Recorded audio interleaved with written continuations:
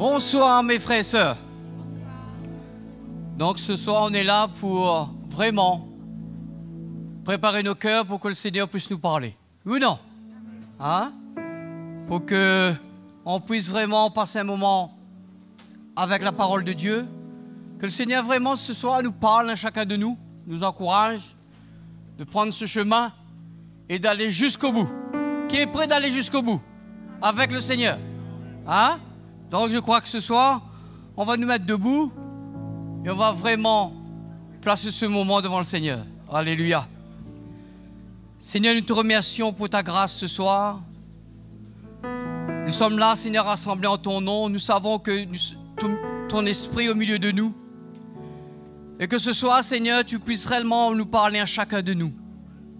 Ta parole est vivante, efficace. Et Seigneur, nos désirs, c'est vraiment d'ouvrir nos cœurs pour que tu puisses nous parler, nous instruire, Seigneur, afin que nous puissions, Seigneur, terminer la course. Parce que nous voulons, Seigneur, te servir, te plaire pendant le temps qui nous reste sur cette terre. Mais nous voulons vraiment t'appartenir pleinement, Seigneur. Avec ces choses qui se passent au dehors, avec les choses qui viennent dans ce monde, Seigneur, nous voulons être préparés afin de tenir ferme jusqu'au bout, Seigneur. Pour cela, ce soir, que tu puisses bénir ta parole encore, Seigneur, tu puisses bénir ton serviteur, afin qu'il puisse vraiment te parler, Seigneur, en ton nom ce soir, nous éclairer. Seigneur, merci pour ta grâce, que chacun de nous ce soir, que nous soyons vraiment disposés. Nous mettons nos cœurs devant toi. À toi seul la gloire, Seigneur. Amen. Alléluia. On va le louer ce soir. Alléluia. As-tu cette nouvelle que le Sauveur est venu, qu'il a donné sa vie, il est vivant dans nos cœurs? As-tu cette nouvelle que nous sommes vraiment libres par le Fils de Dieu, son amour pour moi, nous avons la vie éternelle. Alléluia, Christ est vivant. Alléluia, il est assis sur le trône. Alléluia, il reviendra très bientôt. Il est le roi des rois, mais il vit dans nos cœurs. As-tu cette nouvelle que nous pouvons pénétrer en toute liberté les parvis de notre Dieu? As-tu cette nouvelle que nous sommes pardonnés? Il est mort pour nous, réjouissons-nous. Sur la croix, il nous a sauvés. Alléluia, Christ est vivant. Alléluia, il est assis sur le trône. Alléluia, il reviendra très bientôt. Il est le roi des rois, mais il vit dans nos cœurs. As-tu cette nouvelle? As-tu cette nouvelle que le Sauveur est venu? Il a donné sa vie, il est vivant dans nos cœurs. As-tu cette nouvelle que nous sommes vraiment libres par le Fils de Dieu, son amour pour nous, nous avons la vie éternelle. Alléluia, Christ est vivant. Alléluia, il est assis sur le trône. Alléluia, il reviendra très bientôt. Il est le roi des rois, mais il vit dans nos cœurs. As-tu cette nouvelle? As-tu cette nouvelle que nous pouvons pénétrer en toute liberté les parvis de notre Dieu? As-tu cette nouvelle que nous sommes pardonnés? Il est mort pour nous, réjouissons-nous. Sur la croix, il nous a sauvés. Alléluia, Christ est vivant. Alléluia, il est assis sur le trône. Alléluia, il reviendra très bientôt. Il est le roi des rois, mais il vit dans nos cœurs. Alléluia, alléluia, alléluia, alléluia. Il est assis sur le trône. Alléluia. Il reviendra très bientôt. Il est le roi des rois, mais il vit dans nos cœurs. Il est le roi des rois, mais il vit dans nos cœurs. Il est le roi des rois, mais il vit dans nos cœurs. Alléluia. Célébrons Jésus ce soir, quoi, acclamons son saint nom. Acclamons-le de tout notre cœur. Alléluia. Jésus est vivant. Alléluia. Nous sommes son peuple ce soir et célébrons son saint nom. Alléluia. Nous sommes le peuple de Dieu, lavé par le sang de l'agneau, revêtu de sa justice. Nous nous tenons devant toi. Nous aimons exalter ton nom en élevant des mains pures. Louange à notre Dieu, le Tout-Puissant je suis.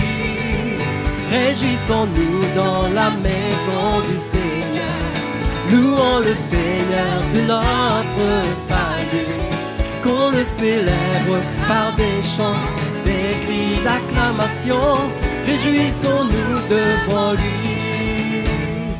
Nous sommes le peuple de Dieu, lavé par le sang de l'agneau, revêtu de ta justice. Nous tenons devant toi. Nous aimons et louons ton nom en élevant des mains pures. Louange à notre Dieu, le Tout-Puissant je suis. Réjouissons-nous dans la maison du Seigneur. Louons le Seigneur de notre salut. Qu'on le célèbre par des chants, des cris d'acclamation. Réjouissons-nous devant lui. Réjouissons-nous dans la maison du Seigneur. Louons le Seigneur de notre salut. Qu'on le célèbre par des chants, des cris d'acclamation. Réjouissons-nous devant lui. Réjouissons-nous, réjouissons-nous. Alléluia. Louons le Seigneur de notre salut. Qu'on le célèbre par des chants, des cris d'acclamation. Réjouissons-nous devant lui.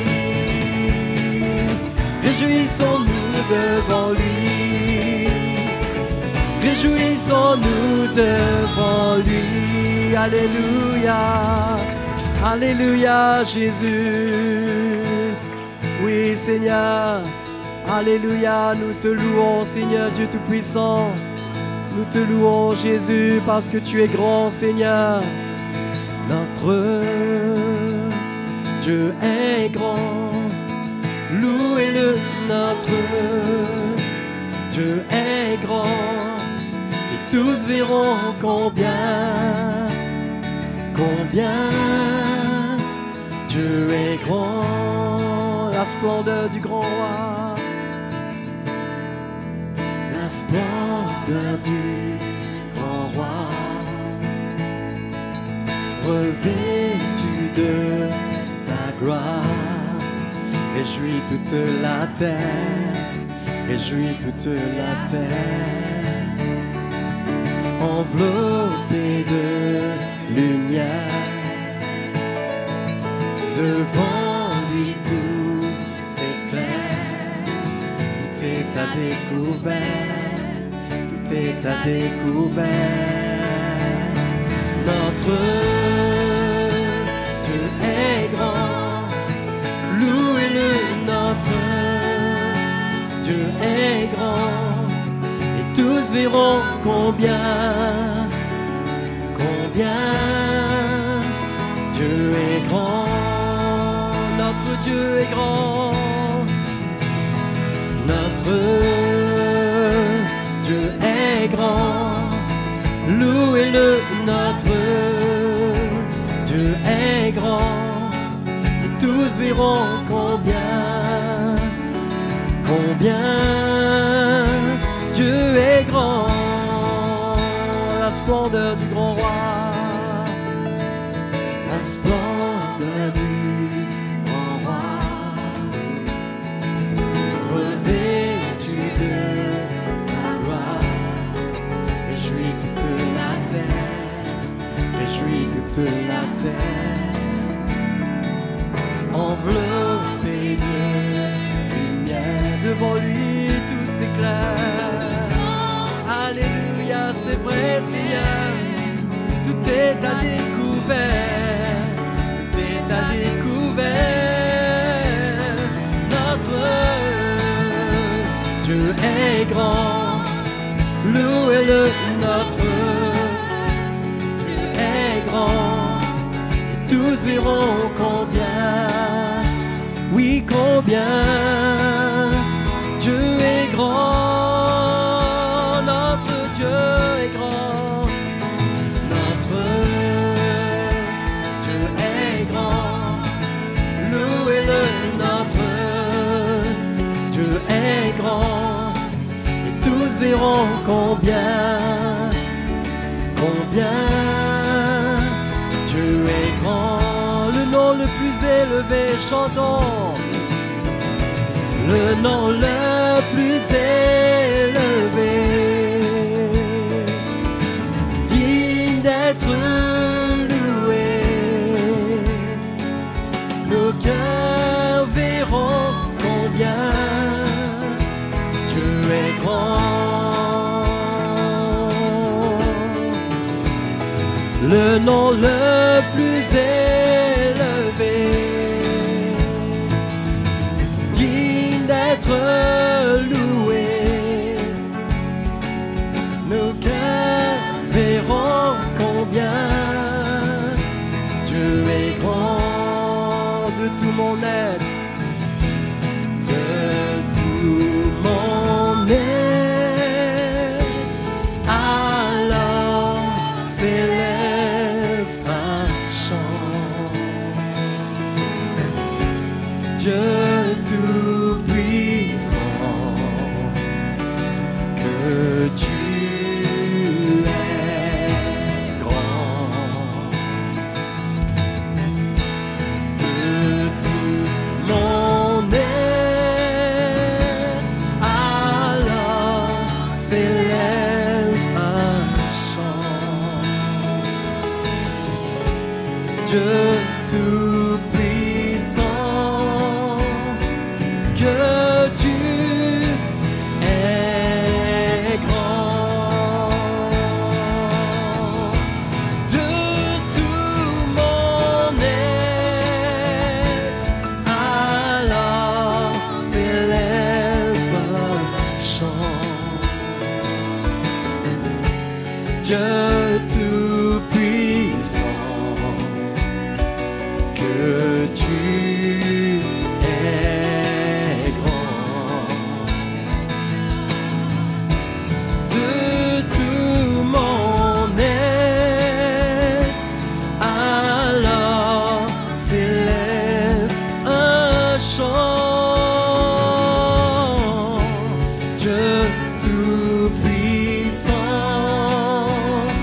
que tu es grand,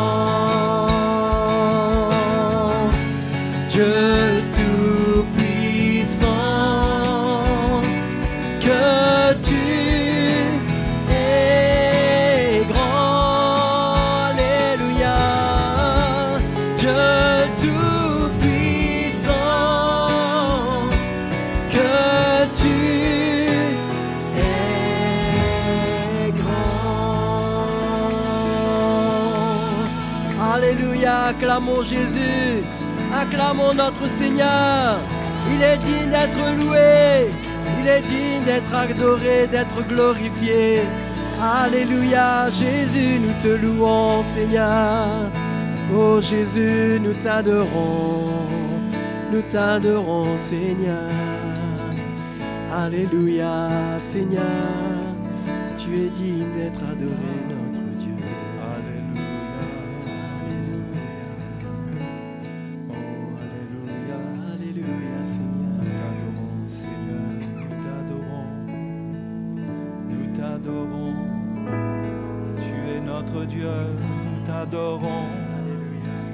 Alléluia. Ton nom est digne d'être béni. Glorifié, Seigneur. Ton nom est digne d'être glorifié. Jésus. Jésus. Nous t'adorons. Alléluia. Alléluia. Nous aimons chanter tes louanges. Bénir ton saint nom. Oh, gloire à toi, Jésus. Merci, Seigneur, merci pour ce moment que nous avons avec toi pour nous affermir dans la vérité de ton évangile, de ta parole. Tu nous as affermis. Nous te louons, nous te remercions. Merci pour ta grâce, Seigneur. Amen, alléluia. Bonsoir les frères et sœurs. J'espère que vous allez bien. Je l'espère. Et nous allons vraiment faire confiance au Seigneur ce soir pour qu'il transmette à notre cœur de la vérité qui vient de lui. Surtout que l'on sait qu'il a dit qu'on connaîtra la vérité nous rendra libres. Hein? L'erreur, même des erreurs qu'on estime petites, elles peuvent entraver notre marche chrétienne, nous empêcher d'avancer. Mais la vérité nous rendra libres dans nos pensées, dans notre raisonnement, dans notre manière d'agir. Nous pouvons être tellement bloqués par une mauvaise conception de la vérité qui est dans le Seigneur. Et comme il n'y a pas 2, 3 vérités dans le Seigneur, il y a une seule vérité.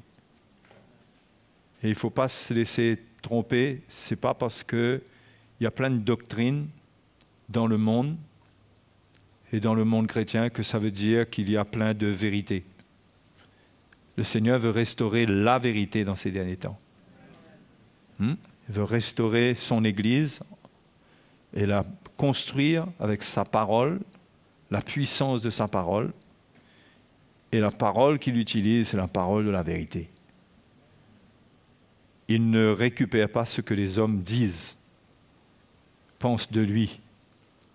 Hein? C'est lui qui dit. C'est à nous de comprendre. Et ce soir, j'aimerais qu'on ouvre notre Bible dans la deuxième épître aux Corinthiens au chapitre 5. L'apôtre Paul parle du tribunal de Christ. Oh, tribunal, ça fait peur, ça, hein?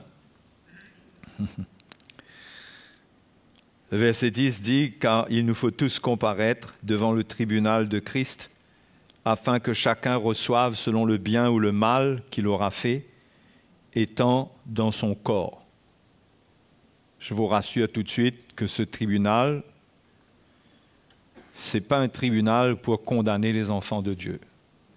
C'est un tribunal de récompense. Il y aura des gens qui seront récompensés et il y aura des gens qui ne seront pas récompensés. Vous savez ça? Ce n'est pas tout le monde qui sera récompensé. Et quand on pense à la valeur de la récompense, elle est éternelle. Parce que là où nous serons un jour, nous serons avec le Seigneur, les choses n'auront plus une valeur temporelle. On sera dans l'éternité. Tout ce qui existera sera éternel. Ce qui nous sera donné sera éternel. Je ne sais pas comment ça va être, mais ce n'est pas le régime sous lequel nous vivons dans ce monde. Donc, premièrement, ne pas avoir peur que nous allons comparaître pour recevoir une récompense ou pour ne rien recevoir, mais quand même nous serons sauvés si nous paraissons devant ce tribunal.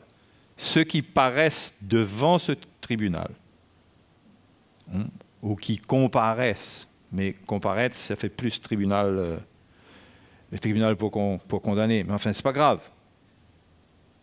Et c'est pas pour être condamné. C'est pour une récompense selon le bien ou le mal qu'on aura fait étant dans notre corps. Et dans l'Épître aux Romains, Paul parle encore du tribunal.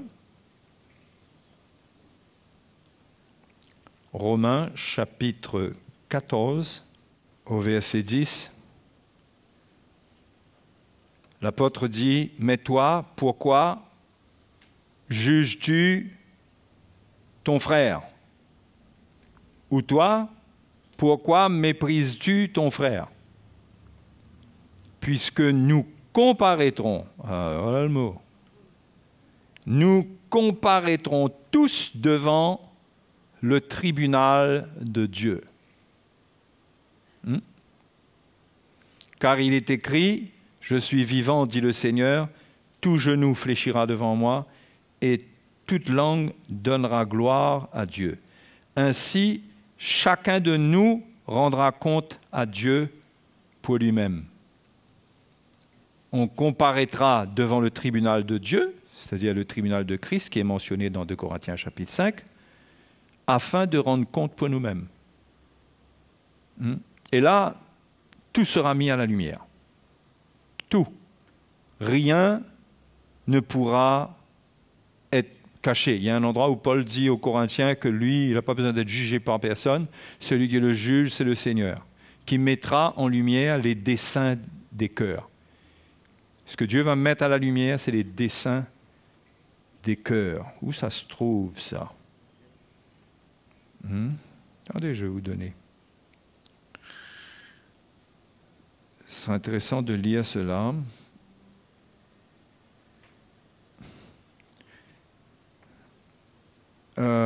Allez dans 1 Corinthiens, chapitre 4.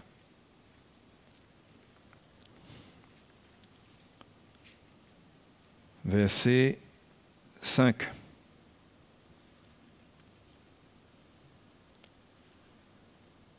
C'est pourquoi ne jugez de rien avant le temps, jusqu'à ce que vienne le Seigneur, qui mettra en lumière ce qui est caché dans les ténèbres et qui manifestera les desseins des cœurs.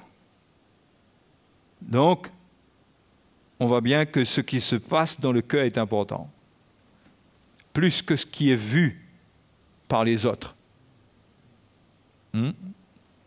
Et le tribunal de Christ a affaire au cœur des chrétiens. Vous comprenez ça? C'est là que les desseins des cœurs seront manifestés. C'est-à-dire, quelles étaient les intentions? Ce n'était pas juste les œuvres, les actions, mais qu'est-ce qui a animé les cœurs quand il y a eu des actions? Et il y a des actions qui ont eu lieu, qui peut-être paraissaient graves, peut-être qu'on pourrait digne d'être des choses dignes vraiment d'être condamnées, alors que c'était des actions, mais que quand Dieu regarde le cœur, il ne voit pas un cœur mauvais ou un cœur qui a de mauvaises intentions. Il y a peut-être eu de la faiblesse, je ne sais pas. Je ne suis pas en train là de dire qu'on peut faire n'importe quoi et croire que notre cœur, pourvu que notre cœur, le Seigneur connaît notre cœur. Il y a des gens qui parlent comme ça, qui ont un langage pour couvrir leur péché. Okay? Mais là où je veux mettre l'accent, c'est que pour Dieu, ce qui compte, c'est ce qui se passe dans le cœur. Il avait dit à Samuel dans l'Ancien Testament, Samuel s'attendait à ce que l'un des frères de David là, soit choisi parce qu'ils étaient grands. Et Dieu lui a dit de ne pas regarder ce qui frappe au regard, parce que l'Éternel regarde non pas l'apparence, mais au cœur. Donc c'est ça qui compte. D'accord? Mais vous allez voir que ça, parce que du cœur, hein, il y a un élément qui doit se manifester, qui doit être vécu, et qui ne fera pas de nous des chrétiens qui vont simplement dire « Le Seigneur connaît mon cœur ». Il faut avoir la crainte du Seigneur de parler comme ça. Mais on va voir qu'il y a un élément qui est important. Si on retourne dans Romains, c'est juste pour voir en quoi consiste ce tribunal. Hein? Il vient à la lumière de la parole pour nous avertir, pour qu'on se prépare. Donc, si on retourne dans Romains chapitre 14, c'est ça?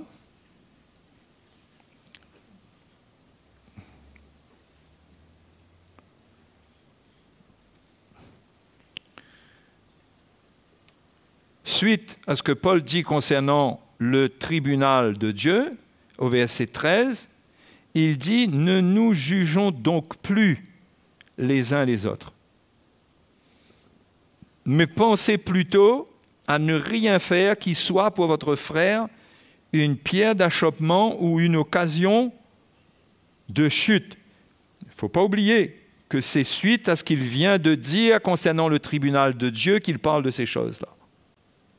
D'accord?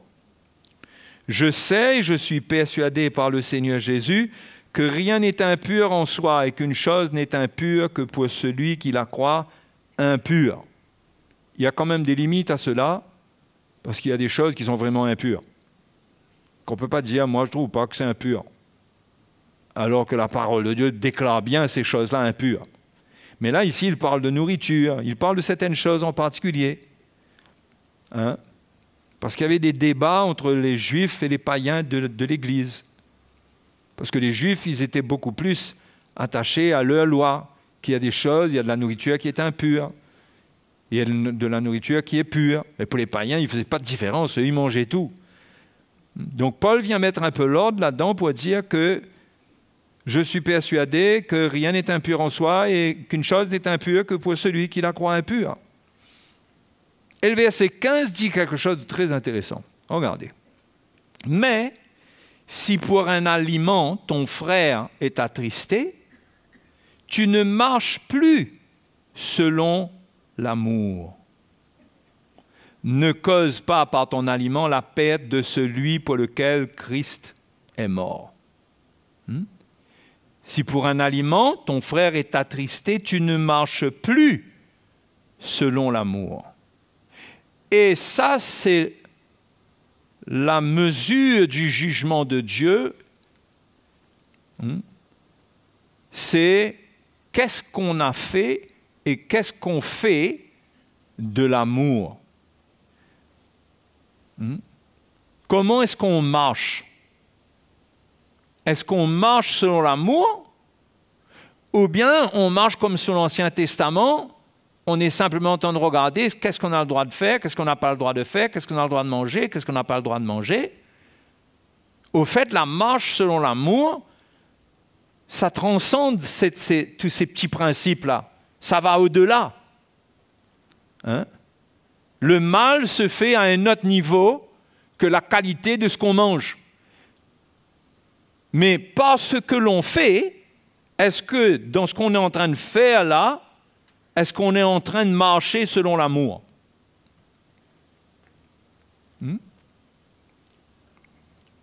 Je crois que, d'après ce que je vois, c'est que quand on va paraître devant le tribunal de Dieu, l'élément qui sera demandé, quelque part, qui va compter, c'est qu'est-ce qu'on aura fait de Jean chapitre 13. Jean chapitre 13. Verset 34, où Jésus dit au verset 34, Jean chapitre 13, « Je vous donne un commandement nouveau. » Parce que le tribunal de Dieu, au tribunal de Dieu, c'est rendre compte de notre obéissance à la loi de Dieu, au commandement de Dieu. Non? Le tribunal, c'est régler les problèmes de transgression de la loi. Je parle d'une manière crue, là. OK? Et ici, Jésus dit, je vous donne un commandement nouveau. Aimez-vous les uns les autres comme je vous ai aimé. Vous aussi aimez-vous les uns les autres. À ceci, tous connaîtront que vous êtes mes disciples si vous avez de l'amour les uns pour les autres. J'aimerais vraiment pouvoir vous transmettre ce que je porte dans mon cœur là. Parce que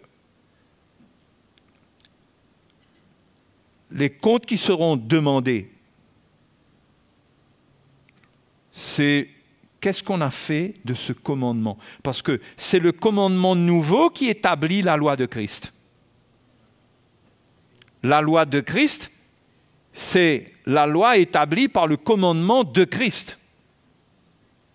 Et Paul le dit dans 1 Corinthiens chapitre 9. Regardez.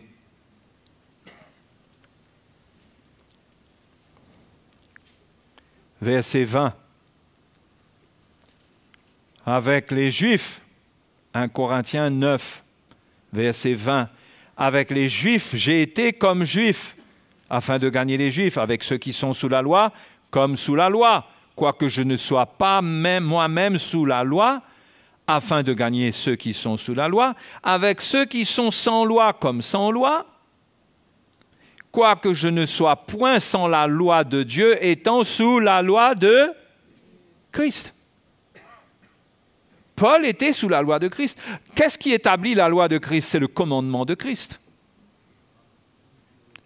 Et le commandement de l'amour, c'est l'accomplissement de tous les commandements de l'Ancien Testament qui disent qu'il ne faut pas voler, ne pas tuer, etc., ne pas calomnier, ne pas convoiter. L'amour, ces commandements trouvent leur accomplissement dans l'amour. Mais le commandement que Paul donne, puisque ça se trouve dans Romains 13, on lit beaucoup ce soir. Romains 13, regardez. Romains 13, un petit enseignement. C'est pourquoi on tourne les pages de la Bible, beaucoup.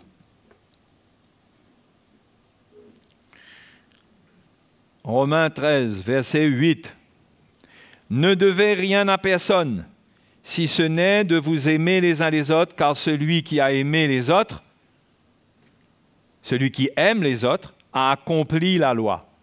En effet, les commandements, tu ne commettras point d'adultère, tu ne tueras point, tu ne déroberas point, tu ne convoiteras point, et ce qu'il peut encore y avoir se résume dans cette parole.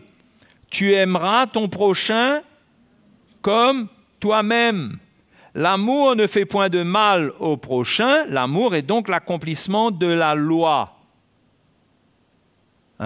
Et ce commandement, tu aimeras ton prochain comme toi-même, ça se trouve dans Lévitique, chapitre 19, verset 18.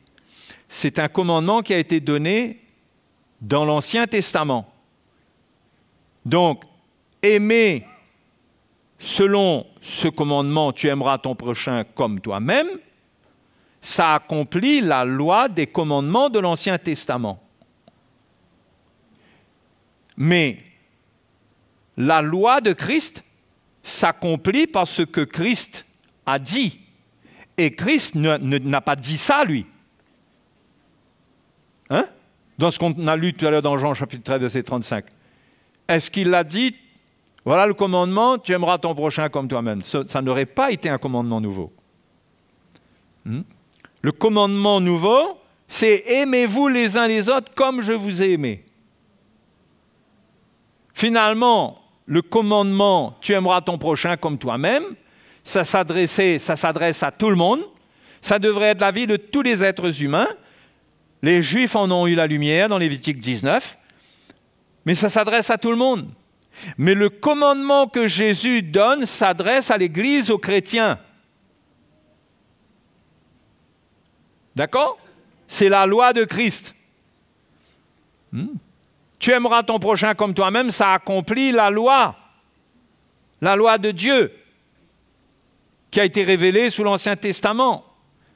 Mais le commandement « Aimez-vous les uns les autres comme je vous ai aimés », c'est pour l'Église. D'accord? Ça amène l'amour dans une autre dimension. Ce commandement-là, c'est d'aimer notre prochain comme nous-mêmes. Ça limite le mal qu'on fait aux autres. Puisque Paul dit, l'amour ne fait point de mal au prochain, l'amour est donc l'accomplissement de la loi. Parce que c'était ça le but de la loi. C'était qu'on ne fasse pas de mal à notre prochain. Mais la loi de Christ, c'est pas simplement ne pas faire de mal à notre prochain. Mais c'est d'aimer comme lui, il nous a aimés. Comment il nous a aimés? C'est ça qu'il faut comprendre. Parce que c'est ça le commandement de Christ, c'est ça la loi de Christ, c'est ça qui nous concerne. Quand ça nous concerne, tout le reste se fait. Mais dans l'Église, c'est ce commandement-là, c'est à ce commandement-là qu'on doit obéir. Et c'est un commandement, c'est un commandement. Il faut obéir à un commandement, non? C'est pas je ressens pas, c'est un commandement. Ben bien sûr que tu n'es pas obligé, mais c'est quand même un commandement. Ce n'est pas un commandement sur la Nouvelle Alliance, Dieu ne t'oblige pas, mais il te fait savoir que c'est son commandement. Tu restes libre malgré tout, mais c'est son commandement. Mais un jour, en tant que chrétien, tu rendras compte de ce que tu as fait avec ce commandement. Parce que, étant chrétien, tu es sous la loi de Christ.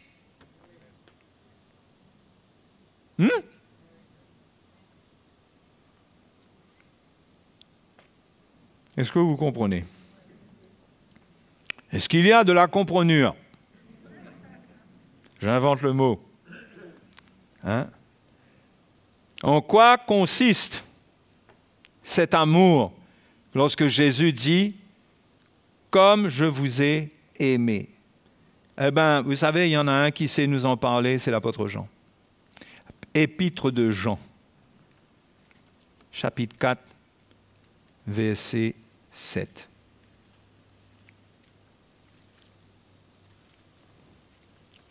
Là, on parle de choses qu'on doit chercher à mettre en pratique.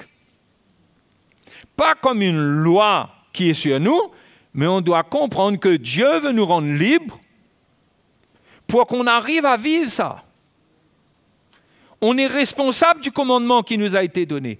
On ne peut pas juste dire « je ne peux pas, je n'ai pas senti, je n'étais pas dans une bonne étape de ma vie » ou je ne sais pas trop quoi. Bien sûr, il n'y a pas de problème. Mais on ne peut pas avoir des arguments et des prétextes. C'est un commandement du Seigneur. Et c'est avec ça qu'on sera jugé. Je ne dis pas que ça, mais ça sera, à mon avis, principalement avec ça. Qu'est-ce qu'on a fait de ce commandement? 1 Jean, chapitre 4, verset 7, nous dit « Bien-aimés, aimons-nous les uns les autres. » Jean reprend ça. « Car l'amour est de Dieu. Et quiconque aime est né de Dieu et connaît Dieu. » Celui qui n'aime pas n'a pas connu Dieu. Car Dieu est amour. L'amour de Dieu a été manifesté envers nous. Donc, l'amour dont Jésus parle, comme il nous a aimés, c'est un amour qui doit se manifester.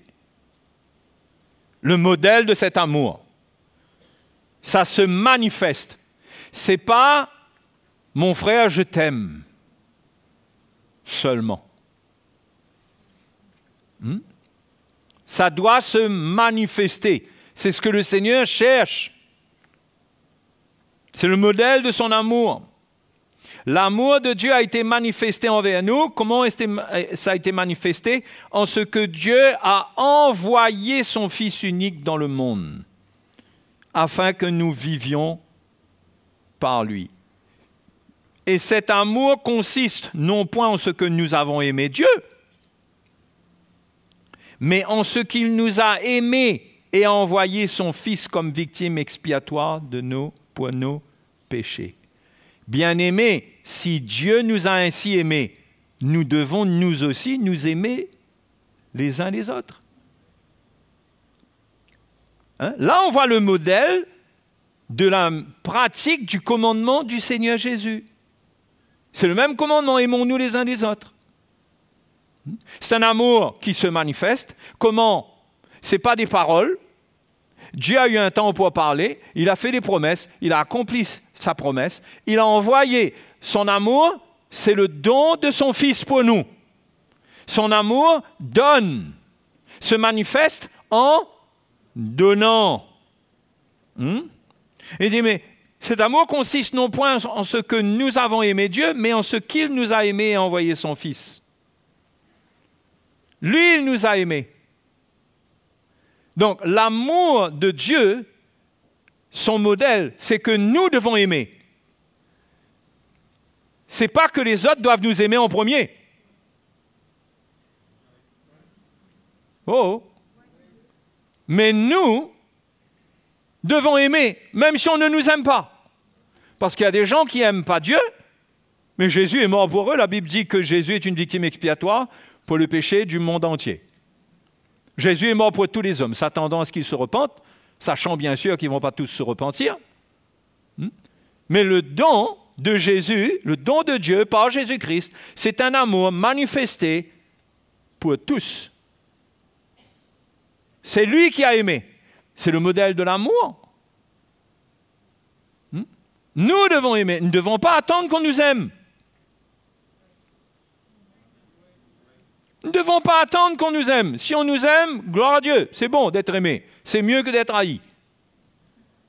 Et si on ne nous aime pas, on aime. Et on n'attend pas que quelqu'un nous aime en premier.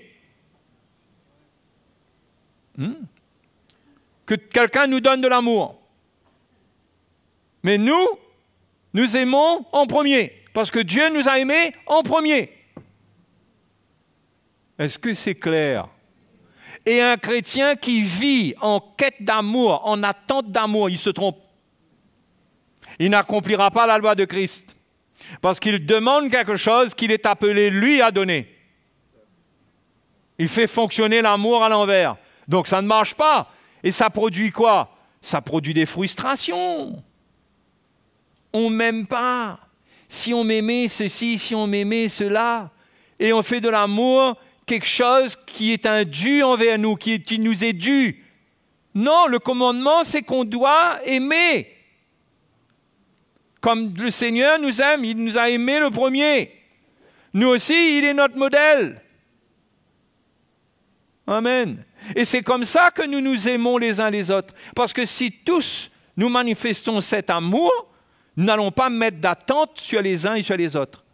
Nous allons aimer sans condition. Et c'est comme ça que le Seigneur veut que nous nous aimions les uns les autres. Pas dans l'attente, mais en donnant notre vie. Pas disant, ben moi on m'aime pas, donc. Soit disant, il y a l'amour. Soit disant, il y a l'amour au milieu de vous. Je ne ressens pas. Non, non, non, non. L'amour de Dieu, tu ne vas pas le ressentir en attendant. L'amour de Dieu, ça va prendre ton cœur quand tu donnes, quand tu fais ce que Dieu a fait. C'est simple, non? La doctrine de Christ, ce n'est pas compliqué finalement. Enfin, je ne sais pas ce que vous en pensez. Et le verset 12 dit d'ailleurs, « Personne n'a jamais vu Dieu. Si nous nous aimons les uns les autres, Dieu demeure en nous et son amour est parfait en nous. » Ah! Son amour est parfait en nous. Donc Dieu veut que son amour soit parfait en nous. Mais comment est-ce qu'il est parfait en nous, son amour? Quand nous nous donnons. Quand nous faisons ce qu'il faut avec notre vie envers notre prochain. Mais quand nous attendons l'amour de notre prochain, nous péchons contre ce commandement-là. Parce qu'au final, nous finissons par faire ce que les Romains faisaient, ils se jugeaient les uns les autres. Et quand quelqu'un sent qu'on ne l'aime pas, ou il a l'impression qu'on ne l'aime pas, et qu'il attend ça, il juge. Et quand il juge, il pratique l'iniquité. Il n'est pas juste dans son cœur. Il n'est pas en train d'obéir au commandement du Seigneur. Le commandement, c'est que toi, tu dois aimer. Tu dois aimer ton prochain. Ça concerne tout le monde, comme toi-même. Tu dois aimer comme Jésus a aimé. Tu dois aimer les frères et les sœurs comme ça.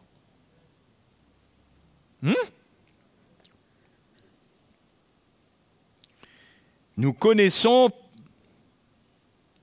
que nous demeurons en lui et qu'il demeure en nous parce qu'il nous a donné de son esprit. C'est là qu'il y a une communion par cet amour. C'est dans cet amour que la communion avec Dieu devient réelle. Est-ce que vous comprenez ça? Ce n'est pas juste la prière dans la chambre. La prière dans la chambre, ça vous permet de manifester d'une autre manière l'amour envers votre prochain, l'amour envers les frères et les sœurs en les soutenant, en priant pour eux, etc. etc. C'est une manière. Mais ce n'est pas juste ça. Ce n'est pas seulement ça. La manière dont Jésus nous a aimés. Il n'a pas juste prié à Gethsémane. Eh oh!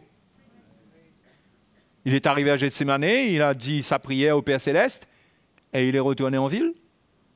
Il est allé à la croix.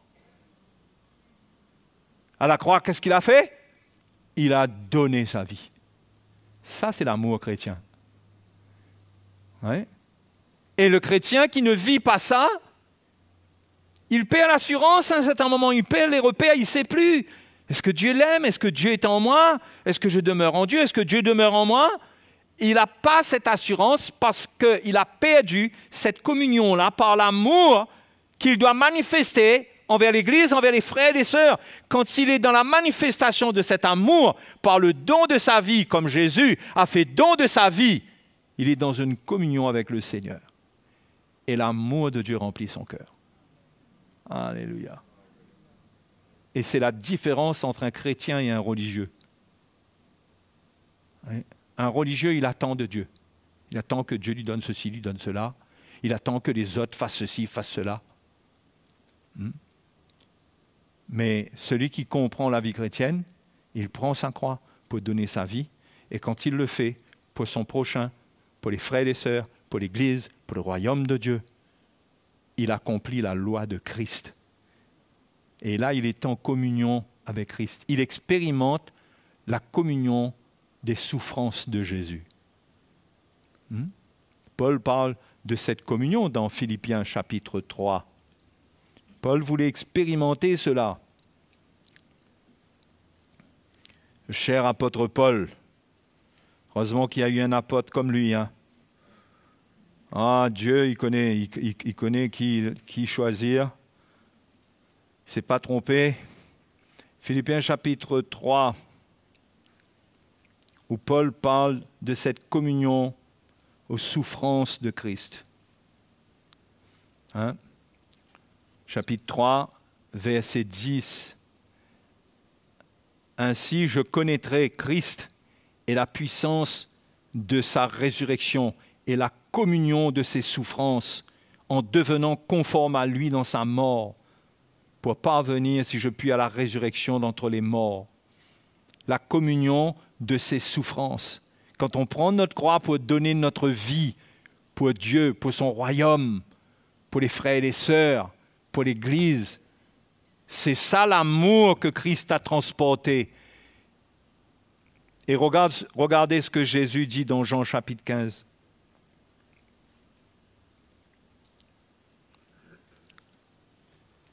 Jean chapitre 15, Jésus enseigne à demeurer en lui. Il parle du vrai cep et des sarments. D'accord? Et il dit au verset 5, « Je suis le cep, vous êtes les sarments. Celui qui demeure en moi et en qui je demeure porte beaucoup de fruits, car sans moi, vous ne pouvez rien faire. Si quelqu'un ne demeure pas en moi, il est jeté dehors comme le sarment et il sèche. Puis on le ramasse, on le jette au feu et il brûle. » Ce n'est pas joli à comprendre ce qui est dit là. C'est quand même sérieux. Maintenant, il dit, si vous demeurez en moi et que mes paroles demeurent en vous, demandez ce que vous voudrez et cela vous sera accordé. Ça ne veut pas dire que si vous demandez une fusée pour aller sur la Lune, le Seigneur vous le donnera. Parce que si vous demeurez en lui et de la manière qu'il faut, vous ne direz pas n'importe quoi à Dieu. OK. Si vous portez beaucoup de fruits, verset 8, c'est ainsi que mon Père sera glorifié et que vous serez mes disciples. Verset 9, comme le Père m'a aimé, je vous ai aussi aimé. Demeurez dans mon amour. Si vous gardez mes commandements, vous demeurerez dans mon amour. De même que j'ai gardé le commandement de mon Père et que je demeure dans son amour. Hein? Oui, Jésus a gardé les commandements du Père et cela fait qu'il a demeuré dans l'amour du Père. Jésus nous dit que si nous voulons demeurer dans son amour, nous devons garder ses commandements et principalement son commandement nouveau. Hein? Il s'agit, quand on parle de demeurer, ça veut dire qu'on est dans une communion permanente. Si on demeure en lui, on demeure en communion avec lui, c'est avec l'amour. C'est avec l'amour, ça dépend de l'amour. Eh oh! Ça dépend de l'amour.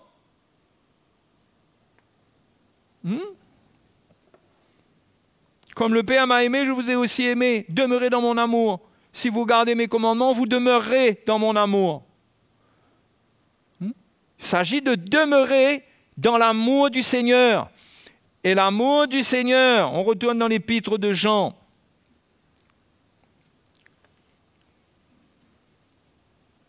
Ça va, vous me suivez?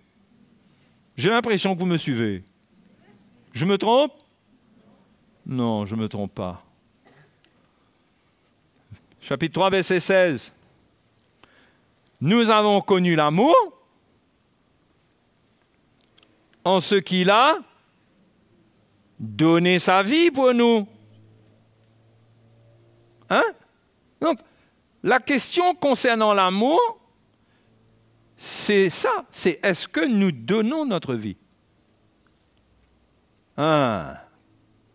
Parle pas là de donner son cœur à Jésus quand la première fois on est perdu dans les péchés, on donne notre cœur à Jésus. On ne parle pas de ça là. Suite à cela, où est votre vie? Où est ma vie? Qu'est-ce que je fais avec ma vie? Est-ce que ma vie est un don pour l'accomplissement du commandement du Seigneur? Et on a vu le tribunal de Dieu, on va comparaître, hein? On va rendre compte de ce qu'on aura fait de ce commandement-là. Qu'est-ce qu'on aura fait avec notre vie par rapport à l'amour? Pas par rapport aux droits que nous avons, qu'est-ce qu'on a le droit de faire, qu'est-ce qu'on n'a pas le droit de faire. Parce que Paul montre bien, on a le droit de manger de la viande, on a le droit de manger de légumes, on a le droit de manger les deux. Si quelqu'un ne mange pas un, ben, il ne faut pas le juger. Hein? Les débats ne sont pas là-dessus.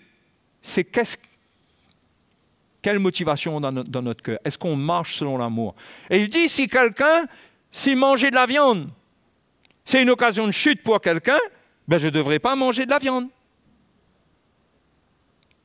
D'accord? Pour lui, si devant lui, je ne vais pas manger de la viande, si c'est une occasion de chute pour lui, ce n'est pas parce que moi je suis convaincu que je peux manger de la viande. Ça, c'est l'exemple, ça, hein? Les débats ne sont pas là-dessus aujourd'hui. Mais ça peut s'étendre à beaucoup de choses. Donc la question, c'est pas est-ce que c'est mal de manger de la viande? La question, c'est est-ce qu'en le faisant là, je marche selon l'amour? Parce que le commandement, c'est s'aimer les uns les autres, c'est l'amour. Donc le mal n'est pas dans le fait de manger ou pas manger. Le mal, c'est est-ce que je marche selon l'amour? Est-ce que j'aime mon frère et ma sœur? Est-ce que vous comprenez? Et souvent, les discussions tournent autour de est-ce que j'ai le droit de faire ceci, est-ce que j'ai le droit de faire cela? Mais ça, chacun doit voir et doit discerner quand même des choses qui sont impures, des choses qu'on ne devrait jamais regarder, etc., etc. Hein? Ça, chacun doit le voir. Mais Paul parle à un niveau beaucoup plus haut. Et souvent, les débats tournent autour de cela. J'ai le droit de faire ça? Hein? Et on met la loi sur les autres, on est légaliste. Tu n'as pas le droit de faire ça. Comment ça se fait que tu fais ça? Non, le point, ce n'est pas ça. C'est est-ce qu'en le faisant, qu'est-ce que ça produit chez l'autre? Et quand je cale mon attitude et mon action là-dessus, là, je suis en train de marcher selon l'amour.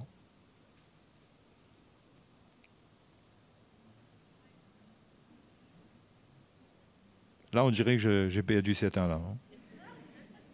C'est compliqué pour vous, là? Hein?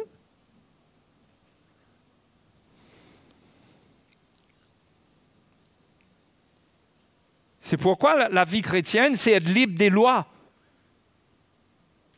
C'est Dieu regarde au dessein des cœurs, c'est-à-dire aux intentions qui sont dans le cœur. C'est ça, quand je ne fais pas quelque chose parce que ça peut faire tomber mon frère, c'est parce que je l'aime. Ben, Dieu approuve cela. Là, je suis en train d'accomplir le commandement, je marche selon l'amour, parce que j'aime mon frère comme Dieu l'aime, Christ est mort pour lui, je ne vais pas faire quelque chose qui va le décourager, qui va le perdre. Et peut-être, en d'autres circonstances, je vais manger ce que je n'ai pas mangé devant lui. Vous comprenez là? La priorité, c'est l'amour, c'est le cœur, c'est l'intention du cœur, c'est faire en sorte qu'on ne perde personne. Donc, verset 16 dit « Nous avons connu l'amour », chapitre 3, verset 16, « en ce qu'il a donné sa vie pour nous, nous aussi, nous devons donner notre vie pour les frères. » Alors la question c'est, en quoi est-ce que je donne ma vie pour les frères? C'est quoi ma vie chrétienne?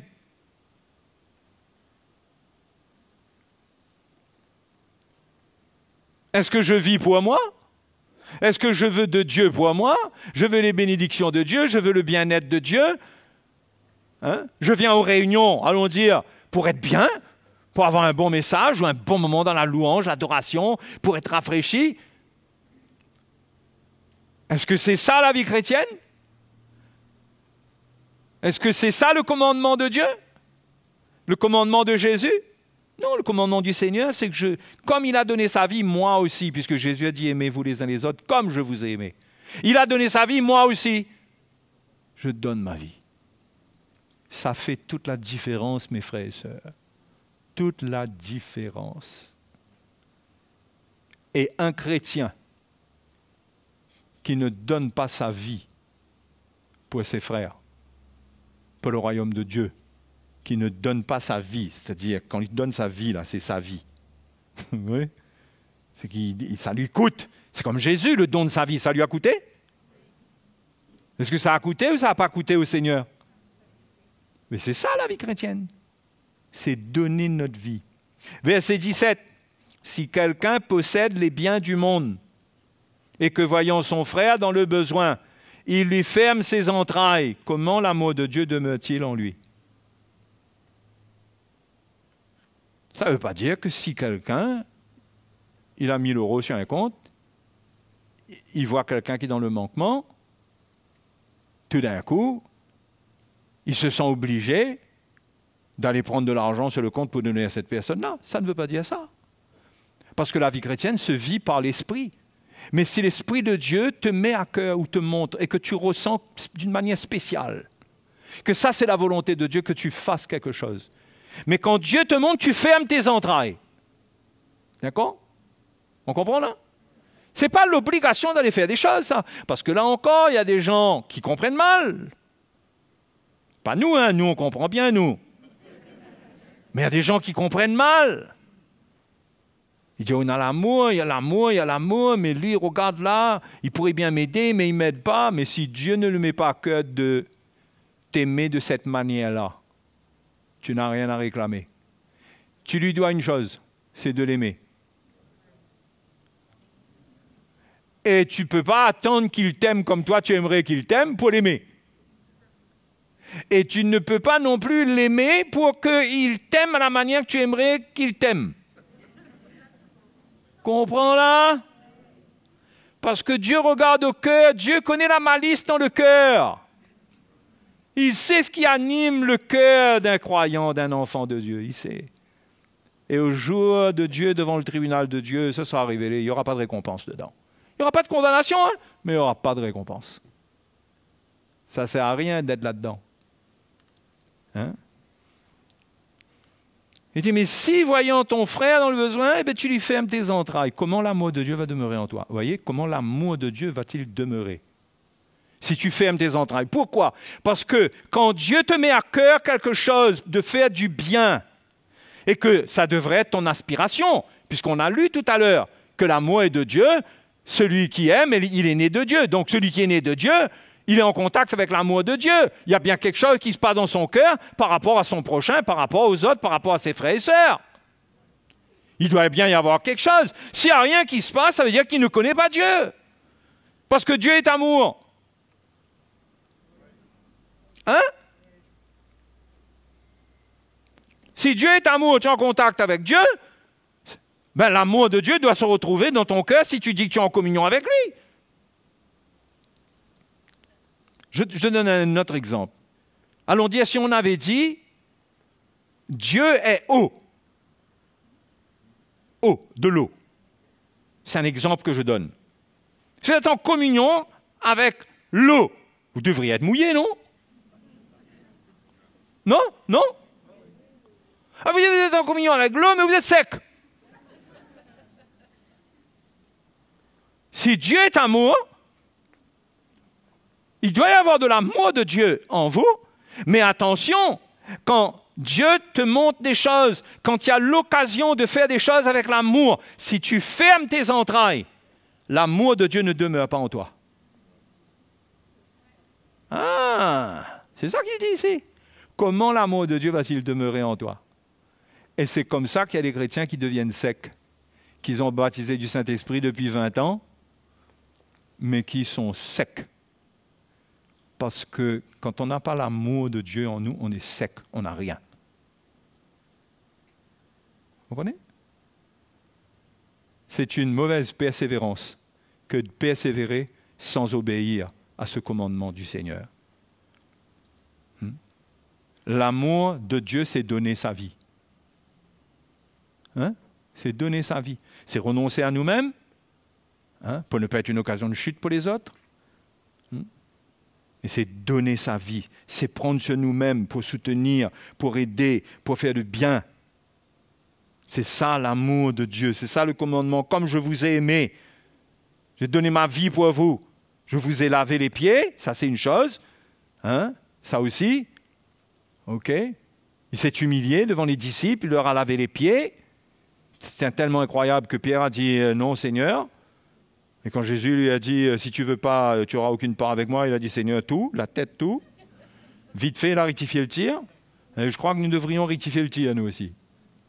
Et ne pas croire qu'on n'aura pas aux choses de Dieu comme ça.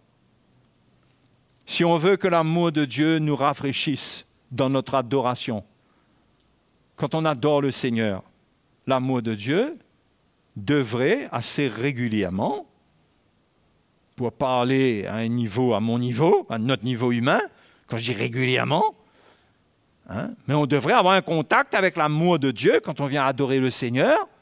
Ce n'est pas juste chanter. Quand on prie, ce n'est pas juste prier, c'est ressentir son cœur. Et l'amour de Dieu, quand c'est en nous parce que nous donnons notre vie, Dieu nous rafraîchit. Dieu met cet amour encore plus dans notre cœur parce que nous le donnons aux autres. Mais celui qui retient l'amour de Dieu, lui-même, il finit par être privé. Vous comprenez? La justice de Dieu, donnez, il vous sera donné. C'est pourquoi moi, je veux vous encourager à obéir à ce commandement-là. Hein? Si quelqu'un possède les biens du monde, c'est-à-dire qu'il a ce qu'il faut dans la vie, et qu'il est appelé à servir le Seigneur, à donner sa vie, il va donner sa vie comment?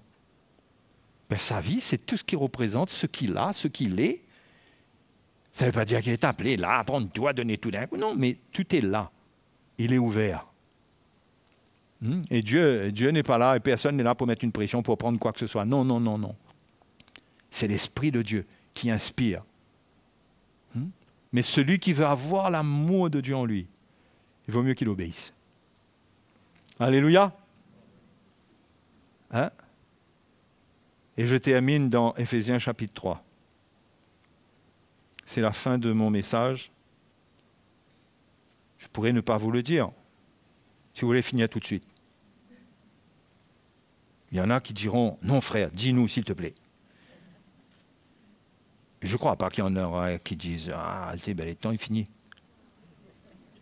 Je crois que vous avez soif de l'évangile. Ben, confirmez-moi. Alléluia, comme ça je continue. Chapitre 3, verset 14. À cause de cela, je fléchis les genoux devant le Père, de qui toute famille dans les cieux et sur la terre tient son nom, afin qu'il vous donne, selon la richesse de sa gloire, d'être puissamment fortifié par son esprit dans l'homme intérieur. Intéressant, hein? Être puissamment fortifié par l'esprit dans l'homme intérieur. En sorte que Christ habite dans vos cœurs par la foi, étant enraciné et fondé dans l'amour. Vous voyez l'amour là? Hein? Enraciné et fondé dans l'amour.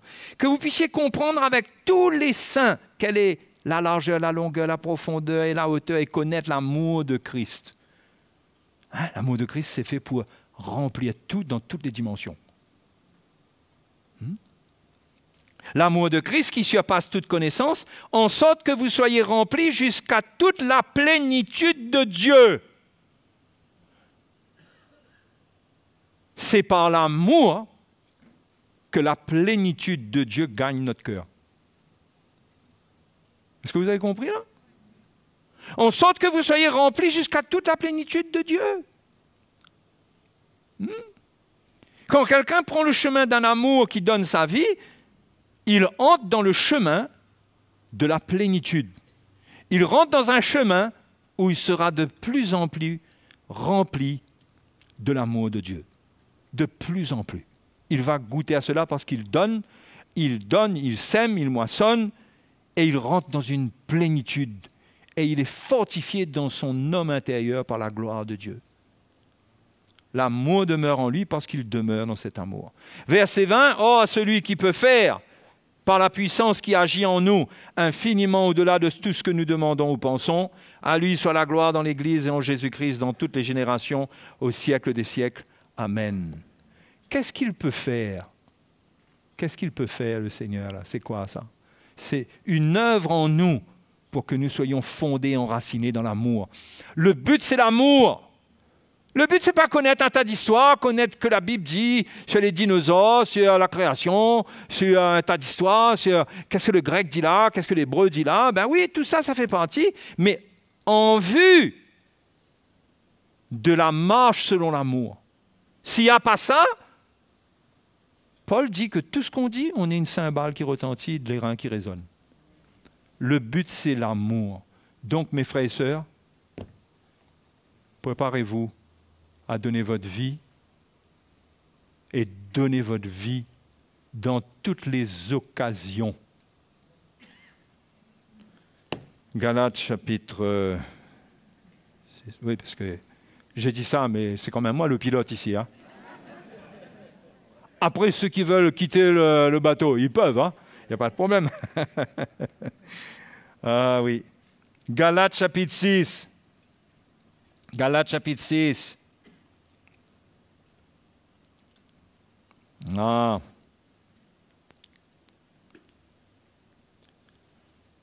Verset 1, frère, si un homme vient être surpris en faute, vous qui êtes spirituels, redressez-le avec un esprit de douceur. Prends garde à toi-même de peur que tu ne sois aussi tenté. Ce n'est pas le sujet. Verset 2, portez les fardeaux les uns des autres et vous accomplirez ainsi la loi de Christ. Vous voyez le don de la vie pour accomplir la loi de Christ? Portez les fardeaux des autres. Quels sont les fardeaux?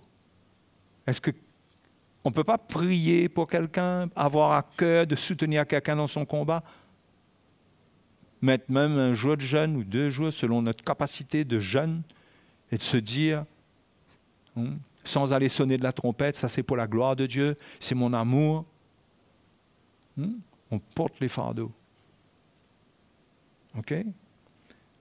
Et verset 7 nous dit, Ne vous y trompez pas, on ne se moque pas de Dieu. Ce qu'un homme aura semé, il le moissonnera. Celui qui sème pour sa chair moissonnera de la chair la corruption. Mais celui qui sème pour l'esprit moissonnera de l'esprit la vie éternelle.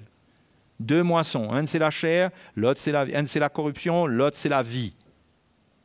Vous semez pour la chair, vous vivez pour vous. Vous n'appliquez pas, vous ne pratiquez pas le commandement du Seigneur. Vous êtes en train de vivre pour vous-même, vous ne donnez pas votre vie, vous vivez selon la chair. La corruption va venir. Vous allez être en lutte avec votre chair, votre nature charnelle. Vous donnez votre vie, vous semez pour l'esprit, vous aurez la vie du Seigneur. Ne nous lassons pas, verset 9, de faire le bien, car nous moissonnerons au temps convenable si nous ne nous relâchons pas. Ainsi donc, pendant que nous avons l'occasion, pratiquons le bien envers tous et surtout envers les frères en la foi. Pratiquons le bien. Hein? La vie chrétienne, c'est ça, c'est pratiquer le bien avec intelligence, avec un discernement, en étant soumis au Saint-Esprit, hein?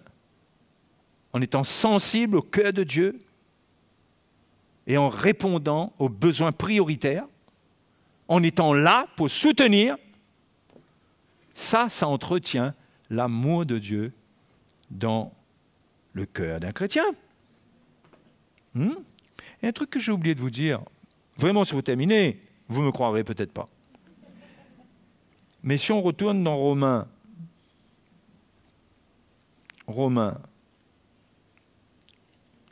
parce que ça je voulais vous le dire, parce que c'est un verset qui est utilisé, beaucoup utilisé, c'est Romains chapitre 14, verset 22. Cette foi que tu as, garde-la pour toi. C'est-à-dire la foi que tu as, que tu peux manger ce que tu veux manger, tu veux boire ce que tu veux boire. Ça, garde-la pour toi, Paul dit, hein, devant Dieu. Heureux celui qui ne se condamne pas lui-même dans ce qu'il approuve. Mais celui qui a des doutes au sujet de ce qu'il mange est condamné, parce qu'il n'agit pas par conviction. Tout ce qui n'est pas le produit d'une conviction est péché.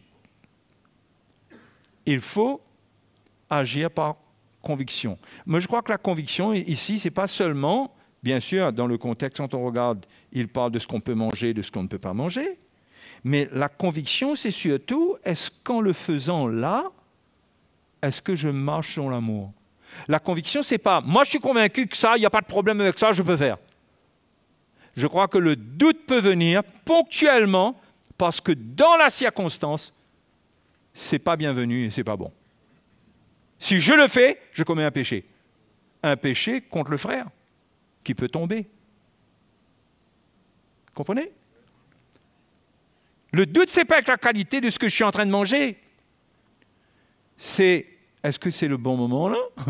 Est-ce que je ne suis pas en train de faire une bêtise? C'est pourquoi je vous dis, la vie chrétienne, c'est marcher par l'esprit, c'est être sensible. Ce n'est pas juste faire ce qu'on veut, mais c'est donner notre vie en faisant attention. On ne vit pas pour nous, on vit pour le Seigneur. C'est ce que Paul dit, hein, avant cela, dans le même passage, au chapitre 14, verset 7. En effet, nul de nous ne vit pour lui-même et nul ne meurt pour lui-même. Hein? Quand on est chrétien, on ne vit pas pour nous. Ça devrait être ça, notre vie chrétienne. Mais on a tendance à utiliser la liberté pour faire ce que nous voulons, nous, pour nous. Allez, j'ai dit on a tendance. C'est vrai ou c'est pas vrai? Donc, vous voyez, mes frères et mes sœurs, si on fait un petit diagnostic de notre vie et qu'on regarde notre mal-être, s'il y a un mal-être, il est lié à ces choses-là. Il est lié. Le mal-être qu'on peut avoir est peut-être lié, pour ne pas dire sûrement lié avec ça. Qu'est-ce que je fais de ma vie? Est-ce que je la vis pour moi? Est-ce que ma vie sert à l'accomplissement du commandement du Seigneur? Est-ce que je donne ma vie pour les autres? Ou bien je ne suis pas là avec ça? Hein? Vous savez, parfois on est un peu... On ne se casse pas la tête, quoi. On veut être tranquille. Hein, c'est la tendance charnelle. Non? On veut être tranquille, on ne veut pas qu'on nous dérange. Moi, je ne veux pas que personne me dérange, je veux être tranquille. Mais ça ne te dérange pas qu'il y a 2 frères qui sont en train de nettoyer la salle tout seuls pendant toute la matinée? Si tu réfléchis, sans que ça te condamne, mais est-ce que c'est marcher selon l'amour que de savoir qu'il y a certaines choses qui ont besoin, ça c'est un exemple, hein, et que moi je ne suis pas là avec ça? Est-ce que l'amour ne devrait pas me rendre concerné par ce qui se passe là où il y a des fardeaux? Là où certains vont donner leur vie, mais ce n'est pas parce qu'ils donnent leur vie volontairement que je dois les observer. Mais moi aussi, je viens. Et ça, c'est mon amour les uns pour les autres. Et c'est comme ça qu'on sert le Seigneur d'une manière qui lui est agréable. Hein? C'était simple, hein? Petit partage.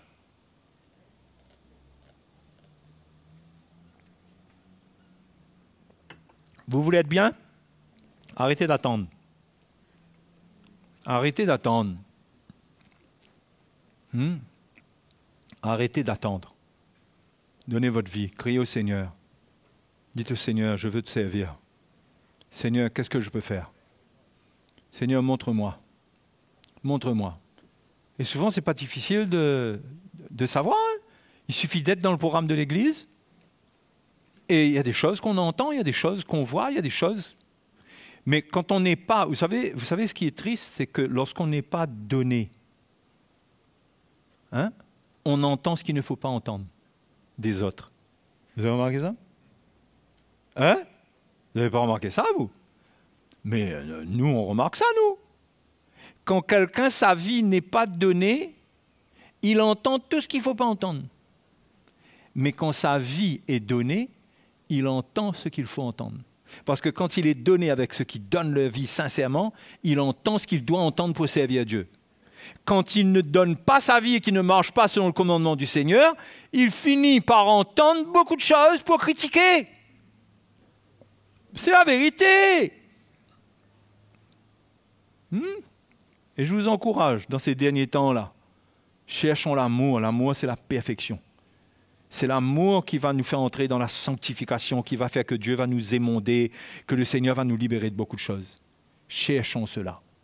Et venons, soyons à l'Église pour apprendre à donner notre vie et donnons notre vie. Alléluia. Amen. Hein? Donc, allons nous mettre debout, allons prier. Gloire à Dieu. Alléluia. Ça, c'est la parole du Seigneur, non? C'est l'évangile du Seigneur, ça. Oui, moi, je vous le dis avec assurance. Hein? C'est pas parce que j'ai prêché ce soir. Hein? C'est la parole du Seigneur. Cet après-midi, quand mes yeux se sont ouverts un peu, là, je me dis, mais, waouh, Seigneur. Et tout vient avec les pièces du puzzle, viennent les unes à côté des autres, et on sait ce que le Seigneur demande de nous. On finit par comprendre. Et c'est simple avec le Seigneur finalement. Hein? C'est simple. On cherche beaucoup de choses. Vous savez, on est comme quelqu'un qu'on a une bonne voiture là, et puis la voiture ne demande qu'une seule chose. Tu appuies sur le bouton et tu pars. Et que nous, on est là, oui, mais ça, comment ça roule, comment le moteur fonctionne, on veut apprendre dans l'hébreu, dans le grec.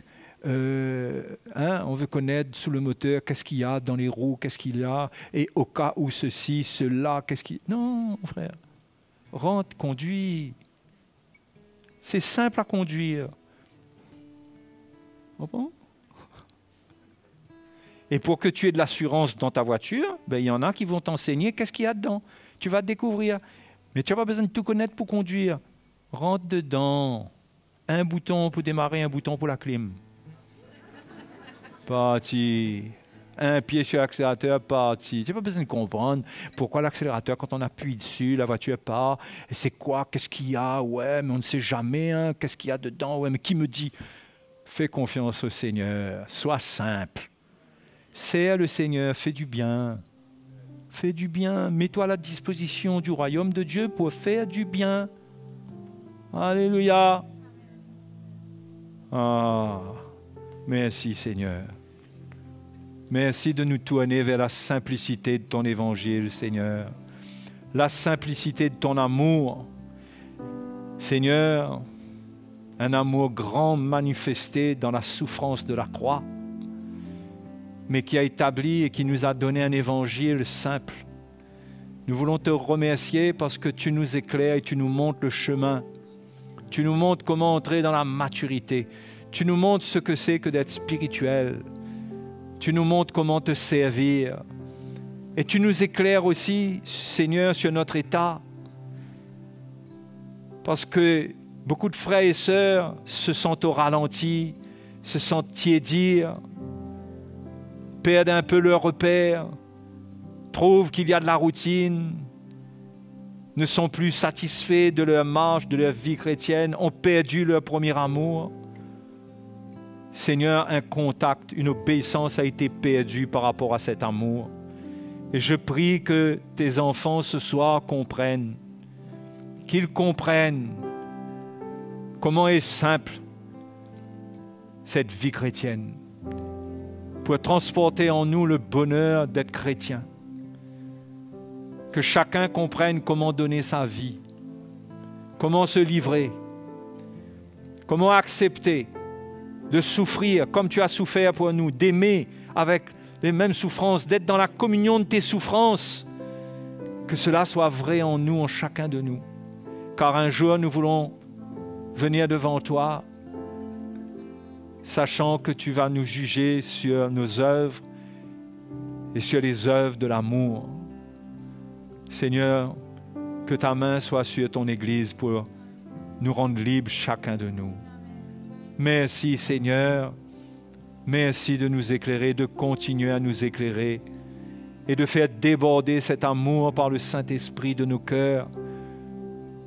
Et que ceux qui se mettent à l'œuvre, qu'ils soient rafraîchis, qu'ils goûtent à cet amour, parce que tu es fidèle selon ta parole. Oui Seigneur, ceux qui demeurent dans ton amour en gardant tes commandements, ils vont demeurer dans ton amour.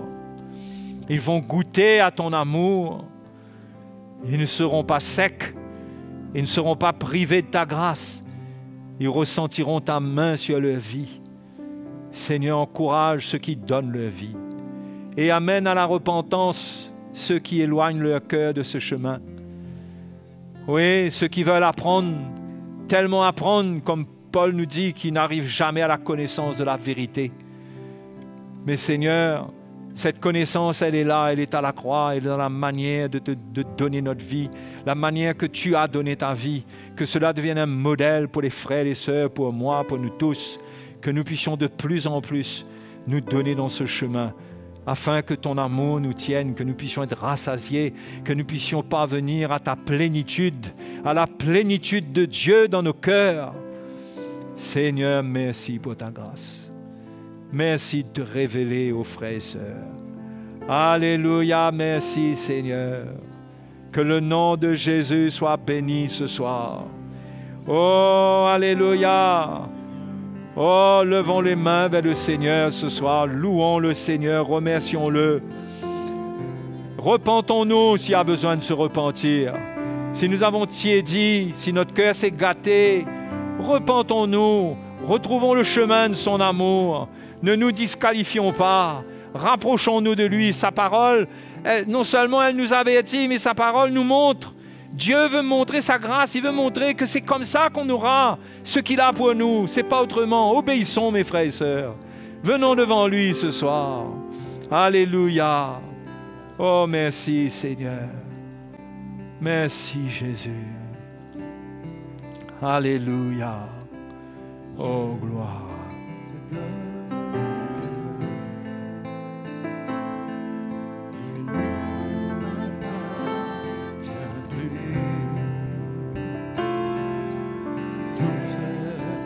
J'ai le meilleur, tout est pour toi, Jésus. Un parfum de valeur sur toi est répandu. C'est l'offrande de mon cœur.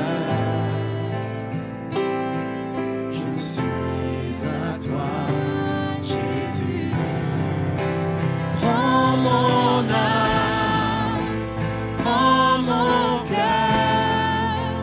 je te donne tout. Prends ma vie, me voici, je te donne tout. Mon cœur est à toi, tout est à toi.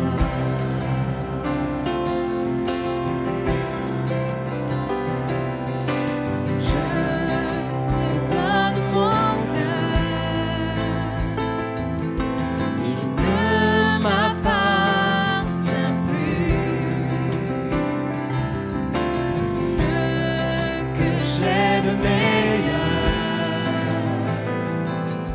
tout est pour toi, Jésus. Un parfum de valeur sur toi est répandu. C'est l'offrande de mon cœur. Je suis à toi, Jésus. Prends mon âme, prends mon cœur, je te donne tout.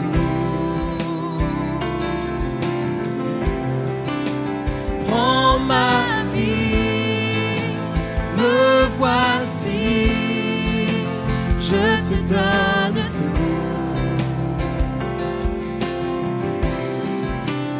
Mon cœur est à toi, tout est à toi.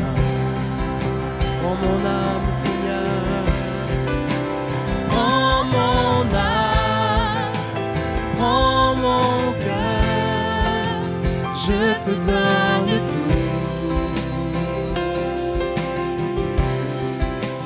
Prends ma vie, me voici, je te donne tout.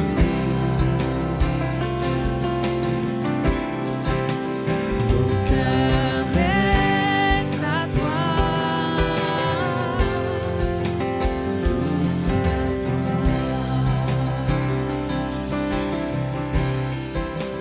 Mon cœur est à toi, tout à toi.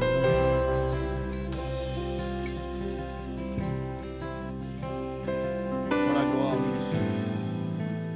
Quelle grâce, Seigneur, d'avoir entendu ta parole, de réaliser la profondeur de l'amour que tu as manifesté à la croix pour chacun de nous.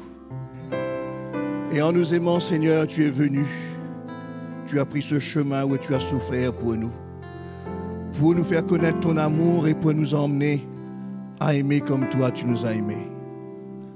C'est pourquoi ce soir, que chacun de nous puissions bénéficier pleinement de cette vie qui vient de toi, de cet amour qui vient de toi. C'est pourquoi ce soir, Seigneur, nous voulons te remercier. Nous voulons te dire merci pour l'œuvre que tu as accomplie à la croix pour chacun de nous. Et comment cet amour que tu as mis dans notre cœur et qui grandit en nous chaque jour est en train de nous emmener à te ressembler. Seigneur, nous voulons te remercier ce soir. Nous voulons te louer. Peut-être que nous sommes là ce soir et que nous sommes en train de réaliser la profondeur de l'amour de Jésus pour nous. Et que nous voulons nous approcher de lui, nous voulons lui donner notre cœur. Nous voulons lui donner notre vie. Parce que nous désirons nous aussi aimer comme lui nous a aimés. Peut-être que nous avons du mal à supporter. Peut-être que nous avons du mal à accepter.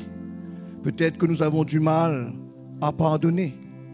Peut-être notre cœur s'est endurci à cause des blessures, à cause des situations, à cause des souffrances.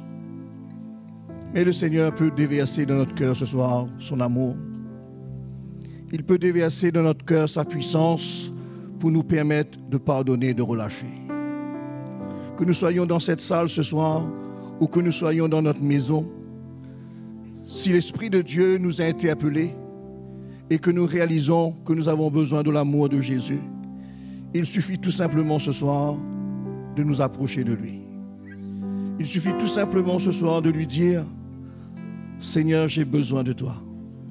J'ai besoin de ta grâce, j'ai besoin de ton amour. J'ai entendu comment tu nous as aimés et comment tu as pris ce chemin en mourant à la croix pour nous, en supportant la souffrance pour nous. Et combien ce soir nous voulons nous aussi pardonner, aimer comme toi tu l'as fait. Viens toucher mon cœur, viens toucher ma vie, viens me relever, viens me restaurer ce soir. Seigneur, ce manque d'amour dans mon cœur me fait souffrir. C'est pourquoi j'ai besoin de toi. J'ai besoin de ta grâce. Touche ma vie. À toi la gloire, notre Dieu. Seigneur, merci pour l'œuvre que tu fais dans nos cœurs ce soir. Merci pour l'œuvre que tu fais dans les cœurs de ceux qui ont entendu ce message. Seigneur, que ce soir tu puisses les visiter. Que ce soir tu puisses le relever. Que ton amour puisse guérir leur cœur ce soir. Que ton amour puisse panser leurs plaies. Que ton amour puisse les réconcilier ensemble ce soir. Seigneur, merci pour ta grâce et merci pour tout ce que tu vas faire encore dans nos cœurs. Que ton nom soit glorifié. Merci Jésus. Amen. Voilà les frères et sœurs, je crois que nous avons tous été bénis ce soir. Bien sûr, nous les anciens, nous sommes là à votre disposition. Si vous avez besoin de nous, si vous avez besoin qu'on prie avec vous, si vous avez besoin d'être encouragé, je ne sais pas quel que soit le besoin que vous avez ce soir, mais nous sommes là à votre disposition. Amen.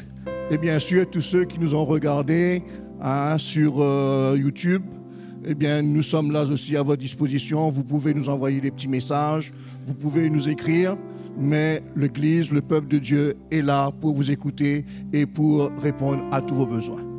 Amen. Donc, bonne soirée à vous et que le Seigneur vous bénisse.